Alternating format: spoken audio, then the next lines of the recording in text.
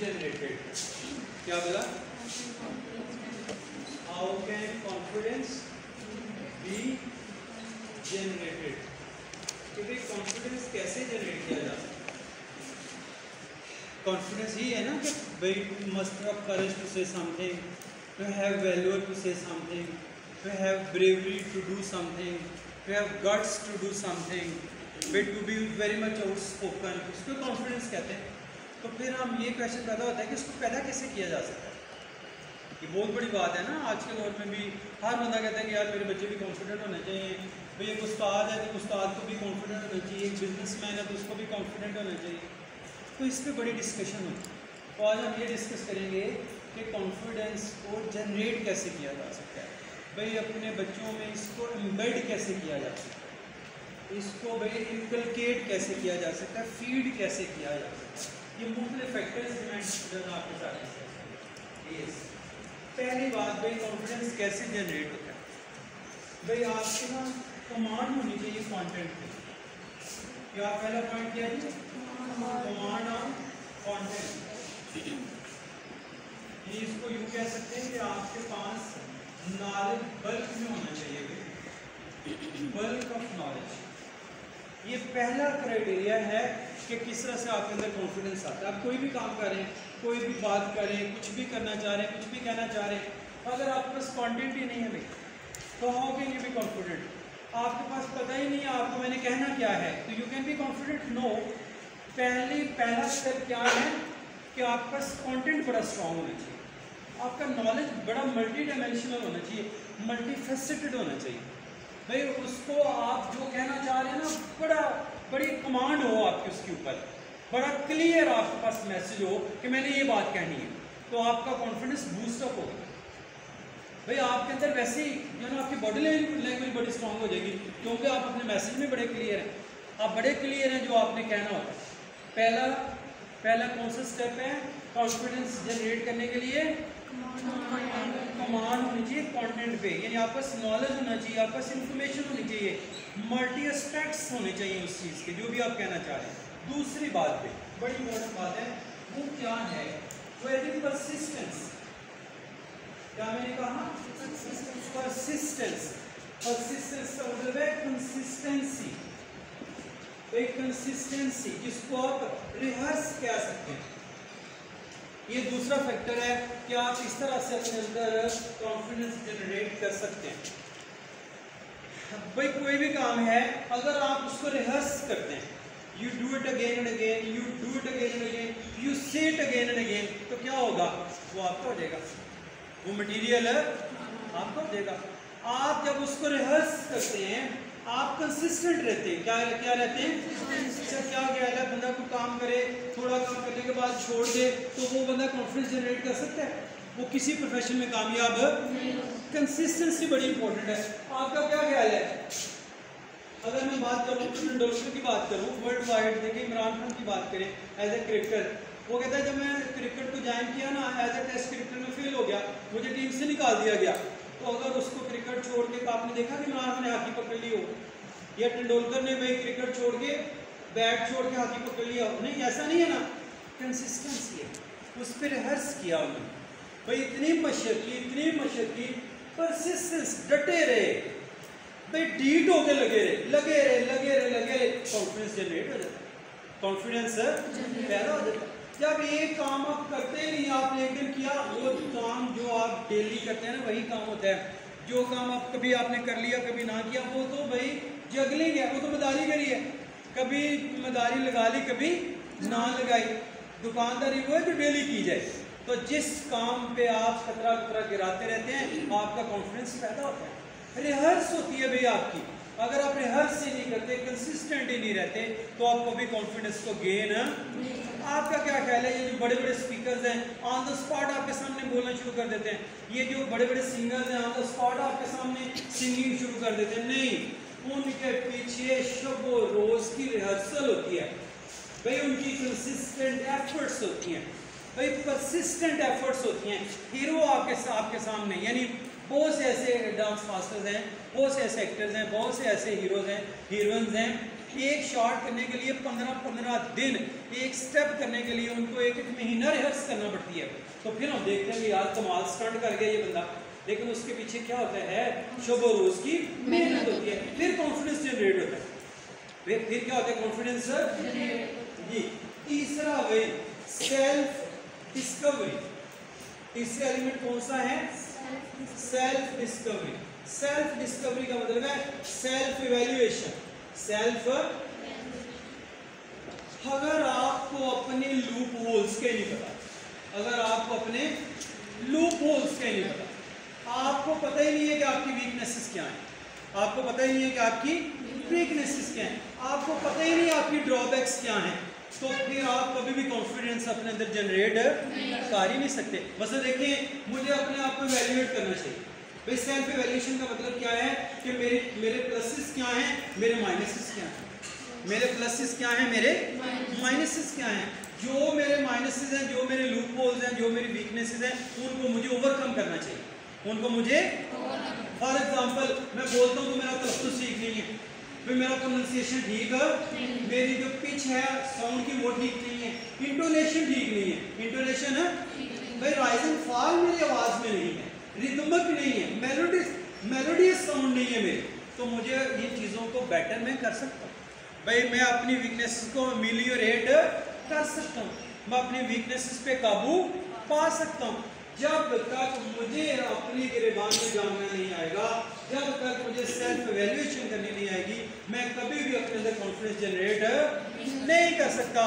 यानी मुझे पता ही नहीं है कि भाई मेरे अंदर वीकनेसेस क्या हैं। ठीक है जी, भाई कितने पॉइंट्स हो गए, 3 पॉइंट्स हो गए। उसके बाद पहला पॉइंट कौन सा था, कमांड एंड कॉन्फिडेंस, दूसरा परसिस्टेंस, और तीसरा क्या है, सेल्फ डिस्कवरी। किसके लिए बोला, कॉन्फिडेंस के लिए। और उसके बाद है strong body language, strong body language. भाई इसको सीखना बहुत जरूरी है। और जिस बंदे की आपकी बॉडी लैंग्वेज आपको बताती है कि how much confident you are. देखिए आप कहीं इंटरव्यू पैनल के सामने जाते हैं, the moment you enter the room, the moment you open the door, the same moment the people sitting over there जज कि how confident you are. The way you talk, the way you walk, the way you behave, the way you stand tells कि how confident you are। आपकी body language बहुत strong होनी चाहिए। एक word है fissures, इससे रिलेटेड क्या बोला मैंने, फिजर्स। क्या बोला जी, फिजर्स क्या होते हैं, अनइंटेंशनली आप कुछ मूवमेंट्स करते रहते हैं।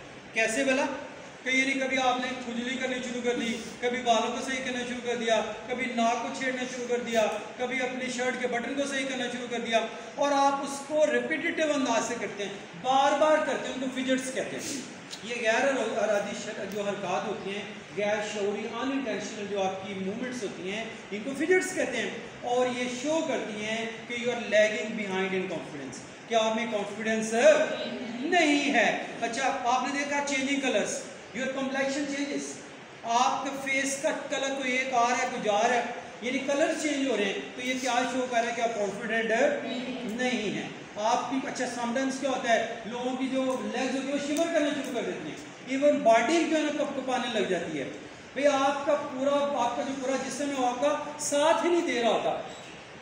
आपके चेहरे के ऊपर फियर के साइंस होते हैं, एप्रीहेंशन के साइंस होते हैं, आप नॉन प्लस हो जाते हैं, आप बिल्कुल सरप्राइज वे के साथ लोगों के साथ बात कर रहे होते हैं। लोग ऐसे लग रहा था जैसे यू आर बीइंग रिडिक्यूल्ड, ऐसे लग रहा था जैसे आपको अपने ऊपर बिल्कुल कॉन्फिडेंस नहीं। तो आपकी बॉडी लैंग्वेज देखें, जो आपके वर्ड्स होते हैं ना, अक्सर कहा जाता है कि words are strengthened, words are strengthened by your actions. आपके words are strengthened by your body movements, by your body movements. यानी आप जो कहते हैं यार वो बंदा बोल तो रहा था, लेकिन उसकी आंखें बता रही थी कि वो झूठा है, उसकी आंखें बता रही थी कि वो झूठा है। यानी आपके अल्फाज को आपकी बॉडी लैंग्वेज सपोर्ट नहीं कर रही थी। तो ये बहुत बड़ा फैक्टर है कि आपकी जो बॉडी लैंग्वेज है, आपकी जो बॉडी लैंग्वेज है वो अगर आपकी सपोर्टिव है आपके वर्ड्स के साथ, तो आप कॉन्फिडेंस जनरेट कर सकते हैं। भाई कॉन्फिडेंस आप जनरेट कर सकते हैं। और उसके बाद एक बड़ी इंपॉर्टेंट बात हम जो करते होते हैं, अच्छा फार नथिंग, अपने हैंड्स का इस्तेमाल करना, अपने आर्म्स का इस्तेमाल करना, ये नेगेटिविटी है। ये भी ये शो कर रहा होता है कि बंदे के पास मटेरियल सही नहीं है, बंदा कॉन्फिडेंट है। भाई इसका मतलब है appropriate use of motions, appropriate use of body gestures, appropriate use of body. भला कैसे? देखिए अल्लाह के नबी सल्लल्लाहु अलैहि वसल्लम ने जब हिज्जतुल विदा के मौके पे कॉन्सेप्ट ऑफ क्लोजनेस दिया, क्या दिया था? कैसे दिया था? अल्लाह के नबी सल्लल्लाहु अलैहि वसल्लम ने 2 उंगलियों को उठाया, इंडेक्स फिंगर को और मिडिल फिंगर को उठाया, कहा कि जिसके यहाँ 2 बेटियां हों, पैदा हों, वो ब्लिसफुल शख्स है और उनको पाले पोसे, उनकी तरबियत करे और उनका ब्याह करे, वो क़यामत वाले दिन मेरे इतना करीब होगा जिस तरह से ये 2 उंगलियाँ हैं। तो ये बॉडी लैंग्वेज, ये क्या है? बॉडी लैंग्वेज है। बॉडी लैंग्वेज आपकी जितनी स्ट्रांग होगी उतना ही आपका कॉन्फिडेंस बूस्ट अप होगा, उतना ही जनरेट होगा। और जो मैं बात कर रहा था, जिस तरह से हम कंसिस्टेंसी से लेकर इसको यहाँ पे लेके आए, ये कैसे होता है? अगर आप हिस्ट्री के लोग उठा के देखें, आप विराट कोहली को जानते हैं, भाई बाप मरा हुआ था, घर में पड़ा था, डेड बॉडी पड़ी थी और वो मैच खेलने के लिए गया। वो मैच खेलने के लिए, अगर हम प्रेसिडेंट्स की लोग, ये कैसे आया? वो जो हम पहले बात कर रहे थे, ये कंसिस्टेंसी थी। अच्छा अनिल कुंबले को देख लें, जबड़ा टूटा हुआ है, गेंदबाजी कर रहा है। अच्छा फिर उसके बाद भाई आप मेरा जो है ना, वो क्या नाम है उसका, विराज, उसको आप देख लें, वो विराज सिंह, क्या नाम है उसका पूरा, हाँ, तो वो भी क्या है, कैंसर का मरीज है, इंडियन जो प्लेयर है, लेकिन ही वाज प्लेइंग, क्या कर रहा था, वो क्या प्ले कर रहा था, बच्चे वो इंटरनेशनल मैचेस खेल रहा था, वर्ल्ड कप के मैचेस खेल रहा था। ये ऐसे लोग हमारे लिए मॉडल्स होते हैं, वो लोग जो कि अपने मसाइब को भी, अपनी वीकनेसेस को भी अंदर में आड़े नहीं आने देते और वो लगे रहते हैं। और फिर एक डे आता है जब उनको पता होता है कि बॉल उनके सही बैट पे आ रही है कि नहीं आ रही। इसी तरह से कोई भी प्रोफेशनल कभी भी कॉन्फिडेंट नहीं हो सकता अगर वो उसकी दस्तरस नहीं है किसके ऊपर, अपने कंटेंट के ऊपर, वो कंसिस्टेंट नहीं है अपनी एफर्ट्स में, वो सेल्फ एवेल्यूएशन नहीं करता। क्या नहीं करता? सेल्फ एवेल्यूएशन नहीं करता। और स्ट्रॉन्ग बॉडी लैंग्वेज को यूज़ करना उसको नहीं आता। और एक और पॉइंट जो बड़ा इंपॉर्टेंट है वो है कंपनी। वो क्या है? कंपनी। आप जो है ना ऐसे लोगों के साथ रह रहे हैं जो शाय हैं, आपका कॉन्फिडेंस लूज होना शुरू हो जाएगा, आप कॉन्फिडेंट ही नहीं रहेंगे। आप वेल वर्स लोगों के साथ रहें, आप वेल ग्रूम्ड लोगों के साथ रहें, आप वेल नर्चर्ड लोगों के साथ रहें, आप आउटस्पोकन लोगों के साथ रहें, अच्छे स्पीकर्स के साथ रहें, आपके ऊपर रंग चढ़ना शुरू हो जाएगा। Company matters a lot. आप लीडर्स की कंपनी में रहें, आप लीडर बन जाएंगे। एक अच्छा लीडर कौन होता है? जो लीडर जनरेट करता है। भाई एक अच्छा लीडर ऐसा नहीं होता है कि ऐसे दरख्त की मानंद नहीं है कि जो अपने नीचे छोटे छोटे दरख्तों को पिनपने नहीं देता, ग्रो नहीं करने देता, नहीं, बल्कि अच्छा लीडर। देखिए अल्लाह के नबी सल्लल्लाहु अलैहि वसल्लम की बात करें तो सारे सहाबा ही लीडर बना दिए। मैं हैरान हूँ कि कैसी लीडरशिप थी।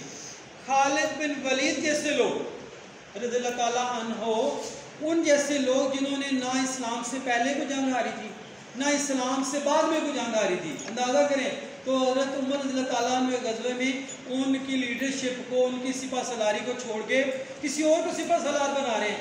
अंदाज़ा लगाएंगे कितने बड़े बड़े सिपा सलार होंगे उस दौर में। ये किसका कमाल था? अल्लाह के नबी सल्लल्लाहु अलैहि वसल्लम की लीडरशिप थी। अल्लाह के नबी सल्लल्लाहु अलैहि वसल्लम की वो कंपनी थी जिसमें वो सहाबा रहे थे।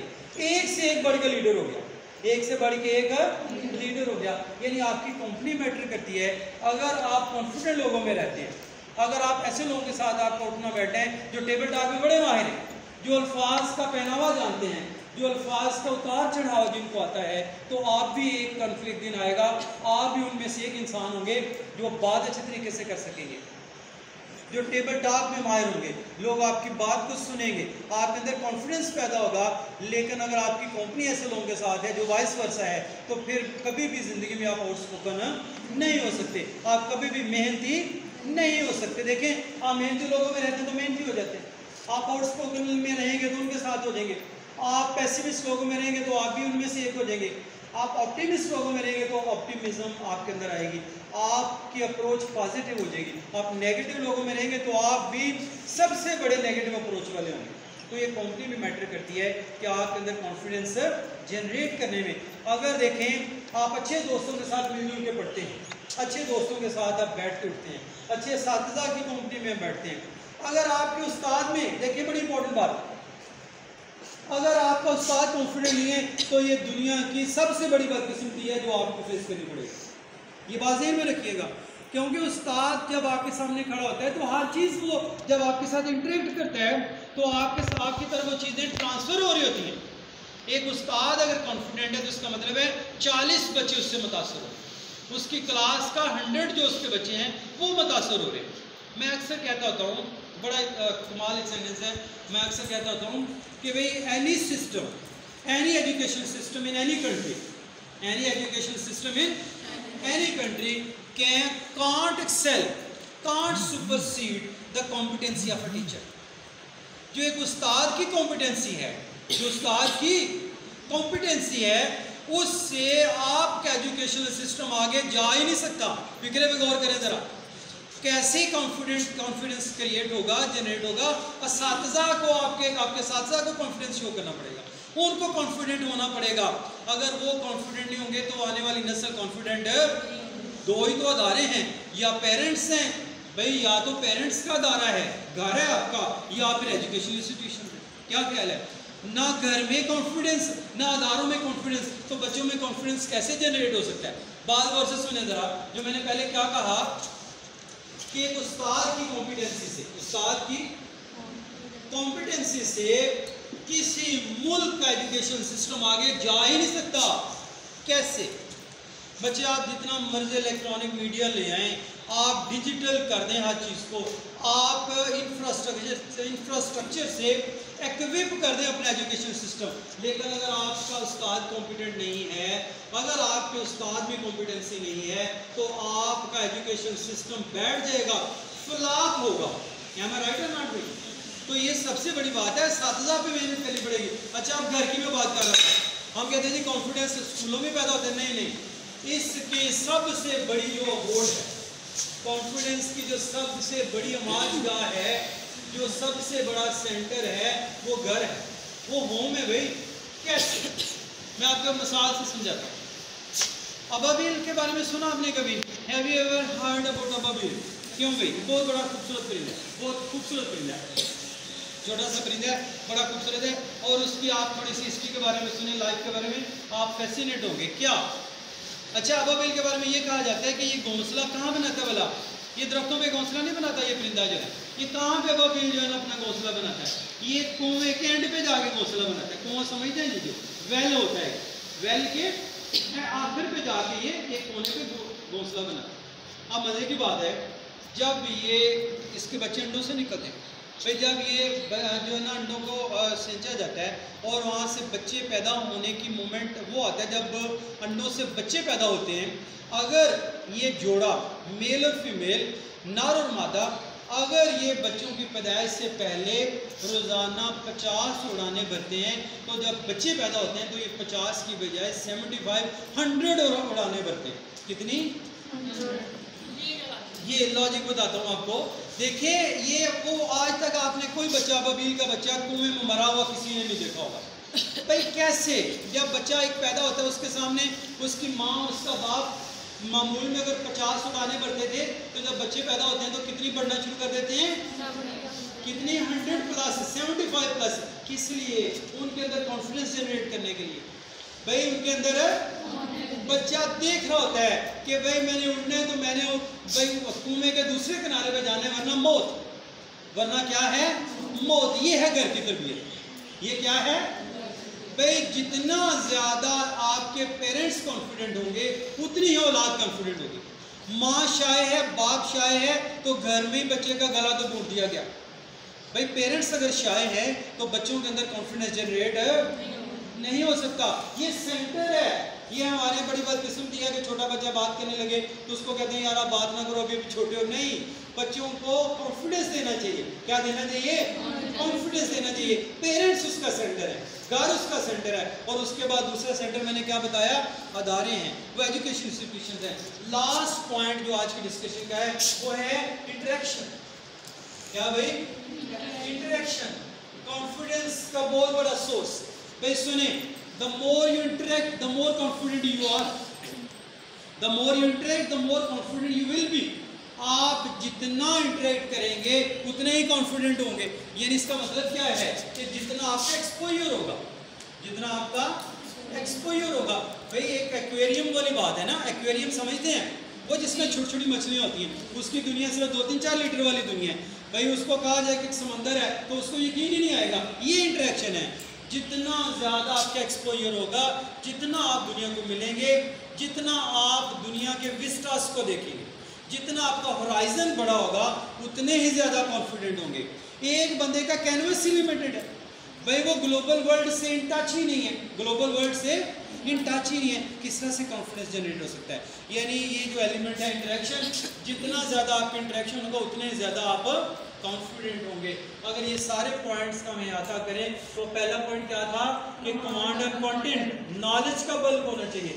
फिर हमने दूसरी बात क्या कही, परसिस्टेंस, यानी कंसिस्टेंसी, रिहर्स करना।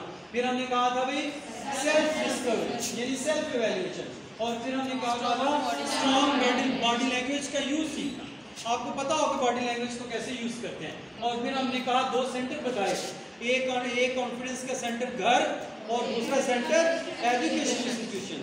और फिर उसके बाद हमने लास्ट पॉइंट कौन सा डिस्कस किया, इंटरेक्शन। आई होप कि इंशाल्लाह आप इन चीज़ों को प्रैक्टिस करेंगे।